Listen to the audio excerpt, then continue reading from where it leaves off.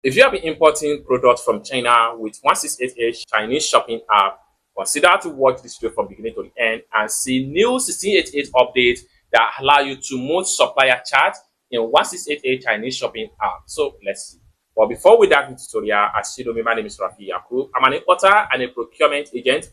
If you want me to procure link on 1688, Taoba or pinduoduo, or you want me to pay a Chinese supplier, or you want me to coach you on how you can be a procurement agent, consider to contact me on WhatsApp with the number in the description of this video. And don't forget to subscribe, turn on the notification bell for more useful tutorial, tips and tricks on how to import from China with 1688 Chinese shopping app. So with that being said, let's get started. Welcome back to another 1688 update. And in today's tutorial, I will show you on how to easily move supplier chart in 1688 shopping app. So let's see.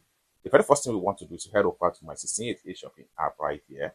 So I'm going to click on here to open up my 1688 shopping app. Then having opened up your 1688 shopping app, next thing you need to do is to simply click on your chat box right here. Then from the section right here, you can choose any of the supplier that you would like to move to their chart. So I'm going to simply scroll down right here.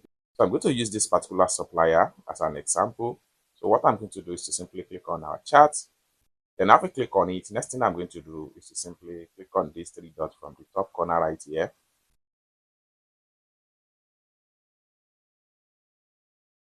The next thing I'm going to do is to simply turn on this particular button. As simple as that. So basically, this is how to move supplier chart in 1688 Chinese shopping app. I hope you really got value for this video. For more tutorial, tips and tricks, 1688 update, tips and tricks on how to import from China, consider to subscribe, turn on the notification bell for more useful tutorial like this.